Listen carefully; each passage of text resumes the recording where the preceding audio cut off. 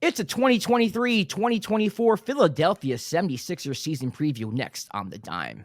You are now listening to The Dime with Josh and Quab, your go-to NBA podcast. Subscribe on Apple, follow on Spotify, and be sure to hit up the YouTube channel for video content. And now your hosts, Josh and Quab. What's going on, everybody? Welcome to The Dime. Today, we're going to figure out what in the world is going on with the Philadelphia 76ers with our guest. I'd like to know, too. Philadelphia Sports Table Podcast covering the Phillies, the Eagles, and the Sixers as well. Everybody, please welcome to The Dime for the first time, Jeffrey Warren. Jeffrey, welcome to the show. Great to be with you guys. Great to be with you. Thanks for having me on, man. It's great to see you both. And let's get into this debacle, folks. As I mentioned, Jeffrey is a host of the Philadelphia Sports Table Podcast. I've been on that show about 2 or 3 times, and I never got Jeffrey on. This seemed like the perfect opportunity. Jeffrey, thank you for joining us. But yes, the mess that you were talking about, I decided to put up polls on our Twitter page and go pole dancing. You know you want it. It's time to go pole dancing. Get your mind out the gutter. We're talking about Twitter polls. My goodness. I love the polls. I love the polls. Very relevant in terms of what's been going on with this team. Yeah. Let's do some pole dancing. Yes, in honor of James Harden, Magic City. Let's do this. Oh gosh. Question number 1, just simply, whose side are you on? Team Morey, Team Harden, they both make a point, or they both are wrong. Now, the results of this poll, coming in first was they're both wrong at 41.7%. Coming in at second place is Team Morey with 25%, and finishing last, tied for last, it's Team Harden, and they both make a point at 16.7%. Jeff, I'll ask you first. What team are you on? I think they're both wrong. I think when it comes down to player, general manager, you're talking about contracts, communication is the key. Daryl Morey obviously did not communicate effectively with James Harden. James Harden certainly was not communicating effectively when he called out Daryl Morey and said he was a liar twice, knowing and understanding that people were going to have their mobile devices and their cameras right there. Sure he was like, I'm going to say this again if you didn't have your camera out before. You didn't catch it first time. Exactly. By the way, you didn't hear that? You didn't hear me calling Daryl Morey a liar? Get out your cameras. Get them out. I'm going to say it again. Take 2. Yeah, so I think they're both wrong. In the end, I think they're both wrong. The lack of communication, probably on both sides. We don't, of course, know the full story, but there's something going on. Whether it was Daryl Morey promising James Harden that he would be traded right after, he signed the option and it not happening. Maybe Morey tried. We don't know. We don't know the inside story, but both guys I think are wrong here, guys. Quab, what do you think? I actually never had this conversation with you. What do you think? Are they both wrong? They both have the point, Morey or Harden? I'm leaning towards they're both wrong. Okay. What's not lost on me is that James Harden made that statement about Daryl Morey twice in China, where Daryl Morey cost the NBA money, which everybody seems to forget when he sent out that tweet about Hong Kong, which was a really big deal. But I feel the same way. I feel like they're both wrong. There's a communication thing that's going on that's lost between the both of them, which is kind of sad if you really think about it, because those two felt like they were tied at the hip. When James Harden got traded from my team, the Nets, to the Sixers, Morey met him at the airport like he just got out of jail. And gave him a hug. It was like that. Like, oh my God, you're finally out. You made it. That's what it looked like. So I'm like, oh man, that's your boy. That's his man. For him to make that statement is crazy. For what how far it's come to. So I feel like they're both wrong. I feel like they're both wrong. I'm not gonna lie. I'm usually pro player in this, and I'm very pro union. Like just in general, as a human being, I'm a union baby. My dad was a union leader. Like. There's something about James Harden and his story that's just not adding up for me. You got to remember also, like, Harden was starting a rumor that he wanted to go to Houston. Like, that was out there in the open that he was out, like, he wanted to go to Houston. So I just don't know what the promise Daryl Morey made was. And if Daryl Morey promised you an extension, why did you opt in the first place? And if you opted in, what makes you think that Daryl Morey is just going to take whatever trade he can get, from the Clippers? Do you think he's just going to take any trade the Clippers are gonna send his way, especially with them knowing that Harden wants to go to the Clippers? If I'm, the Clippers, I'm not sending them anything. You know what I mean? So to me, even if Morey said something, Harden has to be smarter than he was. You have to know that Morey just can't ship you off for free. And then you also have to be aware of your history and what you've done. You started this whole rumor that you were going to go to the Rockets. You forced your way out of Brooklyn. You're forced your way out of Houston wearing a fat suit, by the way. It wasn't even like you did it gracefully. So, right. As much as I want to take the player side, and I don't like siding with billionaires, even though he doesn't own the team. I don't like siding with like organizations in that way. But I do think there is a certain like personal responsibility that people have to take as well. And for me, I just feel like Harden's self-awareness is just so low. Like he just does not understand why he's in the position that he's in. And I think a reason why he's in this position is because of his actions. I don't know what Morey said, but until I know what Morey said, I don't know if I can blame him or not. I'm with you, Josh. I'm with you in terms of, one of the reasons I love the NBA so much is because the players have a certain level of power. I think more than any other sports association or organization in the world, quite frankly. And I'm always on the players' side. I want the players to have more money. I want the players to have more say in their contracts. I want the players to have this, that, because in the end, it's the owners who are the multi-trillionaires here or multi-billionaires. And I think when it comes to gentlemen like James Harden, even Dame Lillard, these guys don't necessarily help the players' cause here. They don't. With situations and storylines like this. And it really bothers me. And this James Harden situation, we're probably going to get into it in a little bit later, but it's not a team building type of strategy. And I don't know if he is about the team anymore. He's about me. And I'll keep it at that. And that's one of the reasons why he's kind of soured on me as a Sixers fan. I get it. I think the fine was a little harsh, though. The $100,000 fine. I think that was $100,000. Yep. I think that was a little harsh. I mean, obviously, I think it's a bad look that James went out and called Morey a liar. But I do think that he deserves the benefit of the doubt. And I do understand that there's an investigation being launched. But before you fine him $1,000, what does the investigation bring out? Was Morey a liar? Yeah. Like what is that? Yeah. And then if you want to find him after that, okay, even if Morey's a liar, but like do the investigation first and then find him. That's my thing. So I think he has a little bit of a gripe there.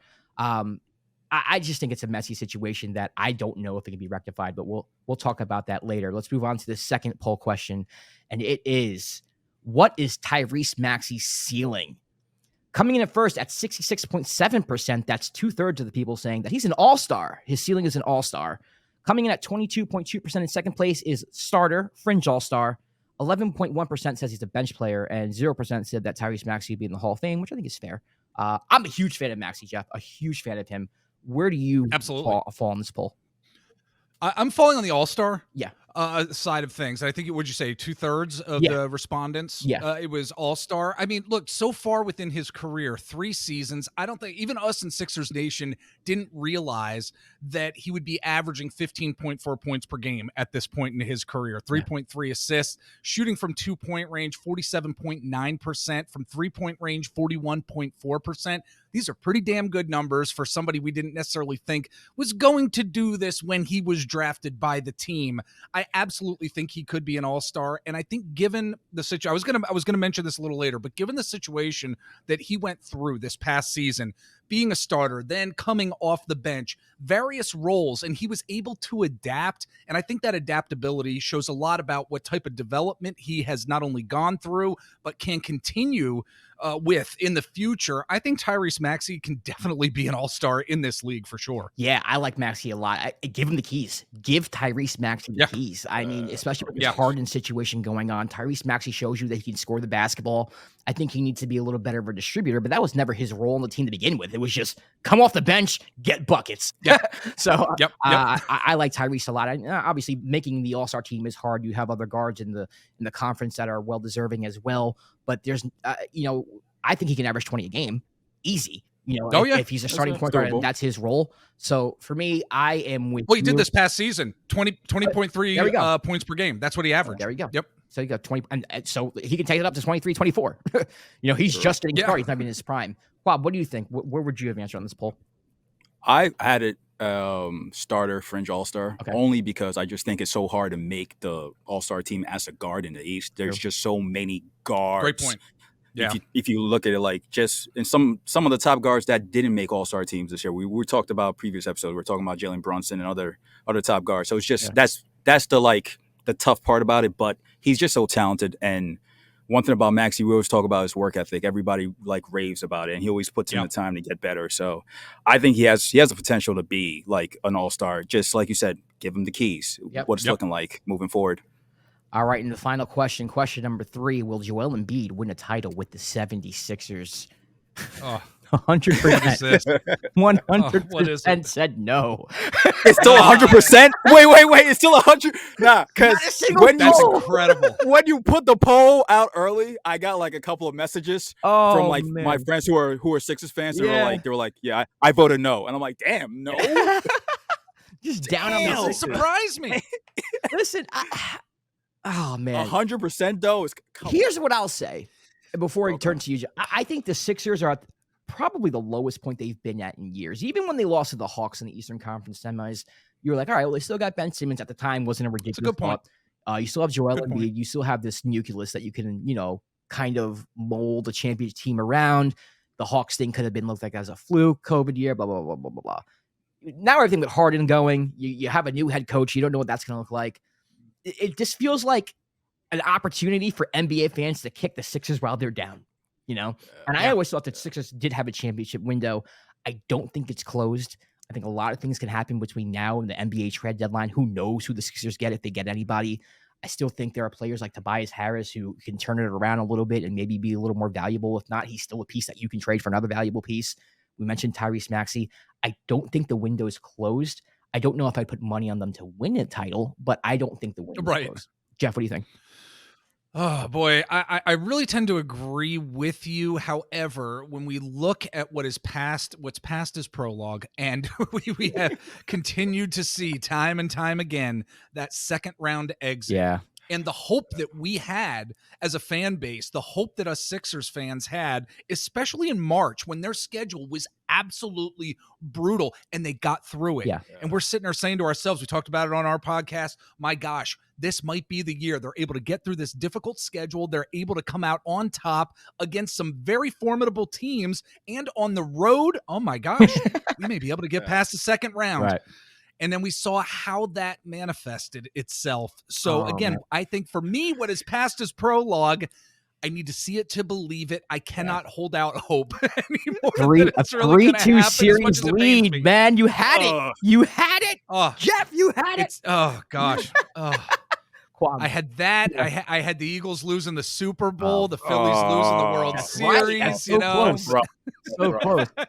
I just think that's a higher power saying, you know what, I want Philadelphia to be standing for the next 5 to 10 years. We can't burn it down just yet. I don't know if the city can handle.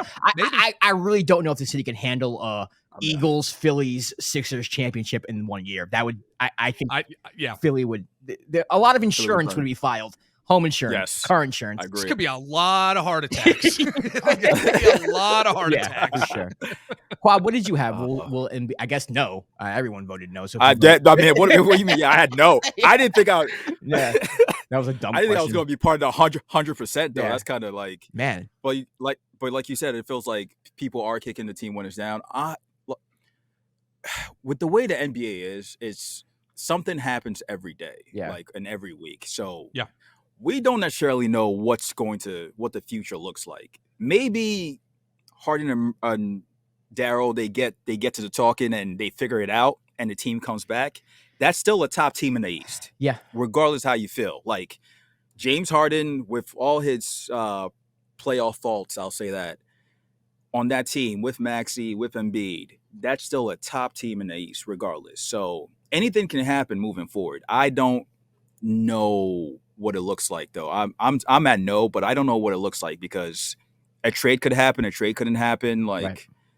So we take everything to heart, but we take everything to heart, at least us Sixers fans. I mean, when the simplest and most minuscule thing as Joel Embiid taking the process out of his bio on Twitter, big deal. The fact that he took Philadelphia, PA as his location off of Twitter, everybody in Sixers Nation is like, oh my gosh, what's going on here? How is this happening? What's going on? What's going on with Joel Embiid? Yes. Sometimes it does mean something. Sometimes players are like petty and just like take out the location or the thing in the bio. So I get why Sixers fans freaking out, but yeah, you're right. I mean, he's trolling everybody. That's what he does.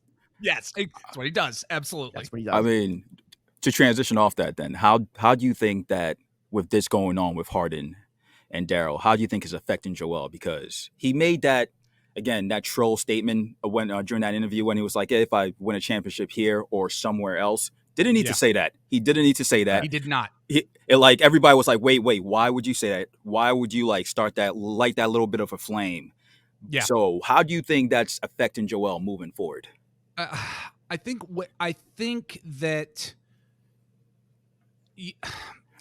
this is what every single Sixers fan fears, because in the city of Philadelphia, the two most beloved Philadelphia professional sports athletes are Joel Embiid and Jalen Hurts. But Embiid, I think more so at this point, just because what he has meant to the organization, that entire air and atmosphere of the process and what the process was, what it meant to the team, what it meant to the fan base. You know, as many of us had to watch those awful, terrible games early in his career when he had absolutely nobody around him. Yeah. And the fact that something was built over all this time, and the fact that he could potentially be out the door, it's absolutely scary, you know. And I've always had this belief that JoJo would be a Sixer for life, just kind of like Kobe was, you know, with the Lakers. And I think at the end of the day, this situation with Harden is showing him that, okay, there's some communication stuff going on. So just what we talked about earlier, there's some communication stuff going on with Daryl Morey, you know, and what's happening with the ownership, you know, now that Josh Harris is, you know, he's concentrating on the Washington Commanders right now. You know, there's so many moving parts and dynamics that there is just that fear that, okay, with all this controversy, should I really be here? Am I really the guy to continue to shoulder the burden year after year? And I just fear that that's going to get too much for him. And he's going to say, and we may get to it a little bit later, that, you know what? I don't know. New York City looks pretty good. Yeah. So it's a fear. Yeah. I mean, do you think there's any truth to those Knicks rumors? Like that's where he would want to go. I mean, the Knicks are coming up. Are they coming up for a reason? Do you think? I think whenever a star player in the NBA could be moving somewhere to a new destination, the New York Knicks always seem to be part of the conversation. I mean, man, imagine pairing Brunson with Embiid. Wild, man. I mean, would a Brunson Embiid pairing win an NBA championship for New York? I'm not 100% sure about that, but it would be amazing to watch. I mean, look, Joel Embiid did invite a few key members of the Knicks contingent to his wedding here in late July, and both Knicks president Leon Rose, top aide William Wesley were there. And while it's true that both Rose and Wesley used to represent Embiid as player agents, it just seems like this was not nothing. Right. Do you know what I mean? Yeah. And he's flirting. I think where there's some smoke, there's some fire. He's flirting. He's flirting. He's flirting. A little flirt. A little flirt. It's so cute. You know, you're rubbing his shoulder a little bit. You know, rubbing the knee. Nah, I like it. I like it. So what does this look like if Harden stays? What is there a way to get over this? I really think that James Harden will be gone at some point. I don't know if it's going to be in October or even after that, but I mean, I just don't think he can stay. If he there's so many different dynamics here. I think if he stays in a Sixers uniform, they'd be getting back the player who led the league last year in assists. 10.7 assists per game. And part of me also thinks that they would like to get a motivated James Harden back onto the court. Why? Because he'd be playing on the 1-year deal. It means he would have that. He'd have to prove to himself, prove to another team that he's ready for that one more major payday. But as we know, at this time, no team wants to give him that. Even though he has some leverage here, no team really wants to give him that. Look, he was steady and he was consistent during the regular season. That's what James Harden has been. Steady and consistent during that regular season, but he was anything but that during the course of the playoff series against Boston. And then the last 2 games of the divisional round, he was absolutely awful. It's really tough from a fan base perspective, guys. I mean, I think the majority of Sixers fans at this moment, they're not fans of James Harden. They just don't really like him too much at the moment. Again, going back to that me type of attitude, he's showing he's not about the team. He's not about team building and understanding that Sixers fans, and I'll say this, and Philly sports fans are all about team first at this particular moment. You look what's happening with the Phillies and what's happening with the Eagles as well. It's very, very team-oriented type of atmosphere in the city of Philadelphia when it comes to these sports teams, and he's not exuding that at all. And I think that's going to be a problem for him. with the fan base. Yeah. Is there a Harden trade out there that is possible and that makes sense? Because me and Josh talked about this in an earlier episode where we were talking when he first came out and requested a trade, and we were like, the problem with the conundrum with a James Harden trade right now is because of his value, where you have a team A is like, we said team A is like, hey, he's James Harden. And team B is like, yeah, he's James Harden. We watched him in the playoffs. So now even when we talked about the Clippers earlier, where that's his destination. Like if I'm the Clippers, I'm not giving you my best offer. Right. But if I'm Daryl Morey, I'm giving you the guy that led the team in assists, is still a future Hall of Famer, one of the best like makers and guards in the game. So like I need something important back in order to keep Embiid happy. So is there even a trade out there you think that might be possible that could work in the team's favor? Look, I was excited when it was reported, the Cleveland the Cavs, they made an inquiry about Harden, and it was reported, I think Daryl Morey wanted Jared Allen, Evan Mobley, and a draft pick in return. It's like, all right, I'll take that. Of course. Who wouldn't, you know? But I still think we do have to look at the Clippers in the future. I do think that they do value Harden, and they do have the interest there from everything I've read, everything that's been reported. But they aren't willing to bet big on that 1-year rental at this point. You know, we heard rumblings throughout the summer about Harden's willingness to, show up to training camp, for the Sixers, even if he doesn't get his way before the season starts. Again, I don't think it's going to happen probably until October or after that. I mean, I've seen some mock trades too, where the Sixers would hypothetically land like Nicholas Batum, Norman Powell, Terrence Mann, Amir Coffey, and the Clippers would get James Harden in Furkan Korkmaz. That trade is not pretty at all. Yeah. It is not pretty for Sixers fans, but knowing that Daryl Morey wants to land another player of Harden's caliber, or even somebody who can prove to be a better pairing, perhaps with Joel Embiid. I mean, of course, that package that I just mentioned wouldn't give him that, but maybe trading those pieces then could be flipped into a package for a higher end player from elsewhere at some point down the road. A stash of role players without any future picks would be a difficult sell to another team, I think. But I think the Clippers are still very much in the equation here, but how Daryl Morey has more of a long-term thinking and plan of action, we don't know what that is. And I would imagine that he certainly is thinking about this. So I have a feeling it is going to be something along the lines of what I said in terms of the latter part of my discussion there. So I want to go from one scapegoat to another scapegoat. Doc Rivers is gone. Gone. I guess it's a two-parter. One, how much was Doc Rivers to blame for the collapses of the 76ers, if you want to consider them collapses, or maybe it's underachievements? And two, do you like the Nick Nurse hire, and what do you think he brings to the table? I really do like the Nick Nurse hire. I mean, Nick Nurse is not afraid to try different things, especially in the defensive end. Yeah. I think he's going to try to employ a lot of zone defenses and allow guys like, D'Anthony Melton and Tobias Harris, if he's still on the team, to kind of just fly around on defense while Joel Embiid protects the rim. That's what I would like to see. Yeah.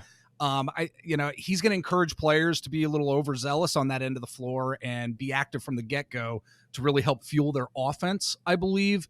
Look, I think under Nick Nurse too, the Sixers are going to be an aggressive, trapping and blitzing type of defensive team under Nick Nurse. That's going to be a difference certainly from what we saw in terms of Doc Rivers and his coaching. And I think that leads for easy transition opportunities, specifically for a guy like Tyrese Maxiell too. But in terms of Doc and that question, look, there were occasions over the years where Doc just stunk it up.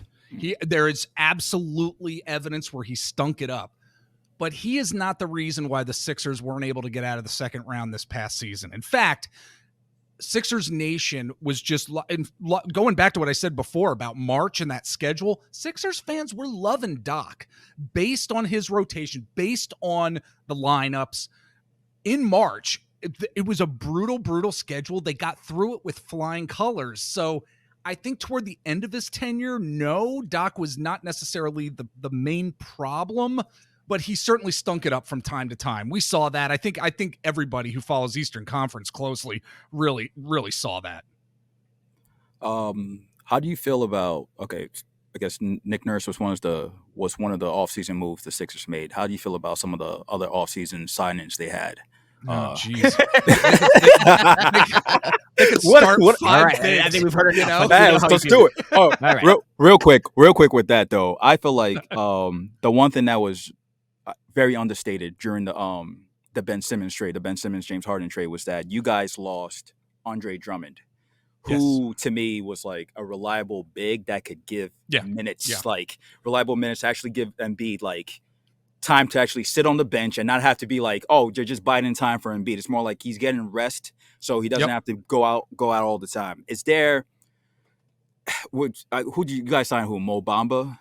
And yes, Mo Bamba. Well, but look, I will say right? Paul Reed's more of a forward. Well, I was going to say yes. I think Paul Reed coming back because he had that initial agreement with the Utah Jazz, and thankfully Daryl Morey came to his senses because I think the majority of Sixers Nation, even myself, we just love B-ball Paul. We love him. Paul Reed coming back, I think, is important for Joel Embiid too, and I hope Nick Nurse utilizes him more this coming season. I hope that he sees more time on the court. Look, he averaged 4.2 points per game, 3.8 rebounds, while shooting 59.3 from the field in 69 games this past season. I mean, his play was impressive enough that he eventually became Joel Embiid's backup over Montreal Hartnell. You know, or Harrell. Sorry, Harrell. I don't even know the freaking guy's name. He was absolutely, who cares about him? But yes, they signed Mo Bamba to a 1-year contract. Then they brought back Montreal Harrell on a 1-year deal as well. But I think Paul Reed is really going to be the guy that needs to take some steps forward. And he's the one guy I think Sixers Nation can sit back and say, we like this signing. It's going to be good for Joel Embiid, so that Joel Embiid doesn't necessarily have to put the entire team on his shoulders consistently, especially down the stretch. One player that seems to be polarizing when I talk to Sixers fans is Tobias Harris. His name has been rumored to be on the trading block for, I guess, maybe a year or so now. It feels like 10 years. Yeah. Forever. Yeah, I mean, when you have Miles Turner on the trading block for 17 years, it doesn't really seem it's that long. True. Where are you on Tobias Harris? Are you team Tobias, or are you looking to ship him out? Believe it or not, I have always been a team Tobias Harris type of guy. I've always been a Tobias Harris defender. Most of Sixers Nation wants him gone. And frankly, it would be smart for them to get rid of that contract, but Morey just hasn't been able to find that trade partner. And look, it's hard to argue against Tobias Harris being overpaid. This past season, he made $37.6 million while also matching his lowest scoring average since 2013 and 2014, 4.7 points per game. That's what he averaged. Look, but his contract doesn't change the fact that I think he does play a pivotal role in this team's success. He spaces the floor for the Sixers stars. It competes on the defensive end as well. He can take on a bigger offensive role when Joel Embiid or James Harden are off the court. He's proven that, actually.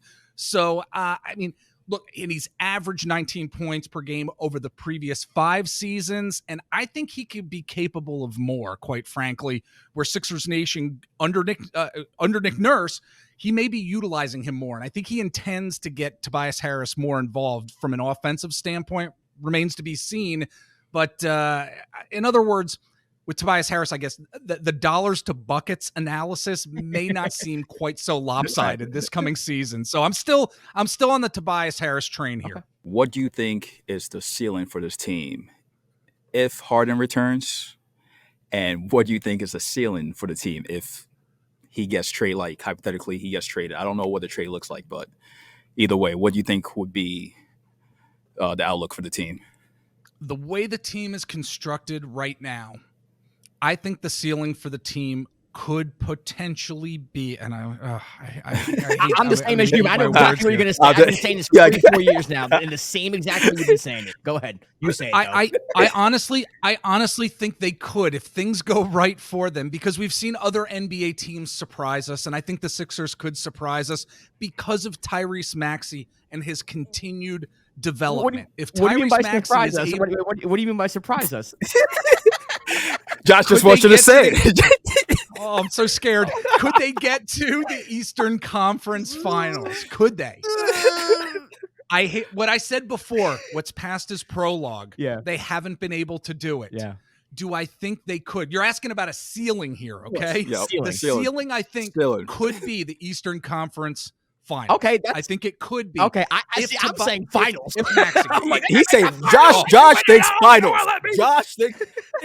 Josh has said finals for multiple years. I got to log off. Thank you. Sorry to interrupt you. I thought we were on the same page here, but we weren't. No, I mean, we kind of are in a way. I mean, Eastern Conference Finals, I think, is the ceiling if Tyrese Maxiell truly continues to develop, like I was saying. But man, oh my gosh, finals? Oh my gosh, that'd be a dream. Listen, it'd be a dream. Here's what Josh. I'm thinking: the Bucks and Celtics play each other in the semis. One of them knocks each other out. I mean, listen, you could beat the. I know they haven't beat the Celtics, but they should have beat the Celtics last year. Oh yeah, I mean, just a couple things go your way. Harden plays a little better. Why am I selling you on this? I don't know why I don't know why I'm doing I don't know. And look, we've got Nick Nurse too. Honestly, there is going to be a different offensive philosophy. There's going to be a different defensive philosophy. Right. I can't wait to see what's going to happen. Don't do it to yourselves. Don't do it, Josh. I've been telling you every year. I used to do this do with it to two yourself. teams. I used to do this with two teams, the Sixers, and I used to do it with the Nuggets. And this year I gave up on the Nuggets and they won. So I'll just give up on the Sixers, and then you guys win the championship. So we'll just do that. Give up on it, please do. Give up on every podcast. Give up on them, please. Selling the Sixers out in the first round, 7 seed. All right, man. I was gonna say really quick. I think the floor is still that second round. Okay. I do. I still think the floor is the second round, but the ceiling. You're asking about that ceiling. I think we've got. I think Eastern Conference Finals would still be the ceiling. So they're stuck in purgatory, basically. I mean, it's not NBA purgatory because NBA purgatory to me is like 7th, 8th, like where the Hawks are right now, where it's like you're not good enough to like win the championship, but you're not bad enough to get a lottery pick. They're like a little bit above purgatory, I guess. All right. So I'll say real quick. I just want to ask: worst case scenario, can the Sixers go through another rebuild? Can Philly go through another rebuild? I'm talking about worst case, if the Eagles are good, everything goes to exactly. If Howie Roseman and the Philadelphia Eagles, if they continue doing what they're doing, and if we keep consistently getting into the NFL playoffs and the NFC, one of the top teams in the NFC, then I think we can deal with it. But in terms of a rebuild with the Sixers, I mean, who knows how long a true rebuild would actually take if it was 2 or 3 years.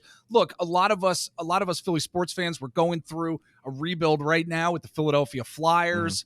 And as somebody who is a hockey fan and who has loved the Flyers my entire life, it is very, very tough to go through this. But we know what we're going through. We know what the expectations are going to be.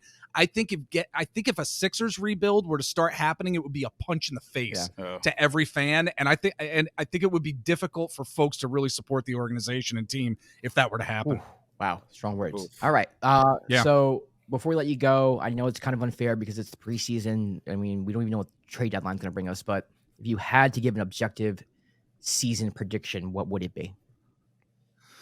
For the 76ers, my objective season prediction would be that, again, that this team does get to the playoffs.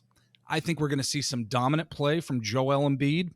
I think we're going to see some dominant play from Tyrese Maxiell as well. I think Paul Reed is going to step up big time in a backup role, and he is going to be key in fourth quarters.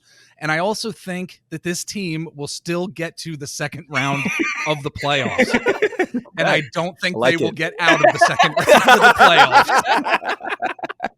I'm being objective, gentlemen. Man, it's sad. It's Groundhog's Day. This has just been Groundhog's Day in Philadelphia. Yes, that's what the Sixers are. It's Groundhog Day all the time, every year. I feel so bad. Actually, I don't feel bad. I'm a Knicks fan. I can't feel bad for y'all. I know you're a Knicks fan here. We got to the second round. We were like elated with that. So.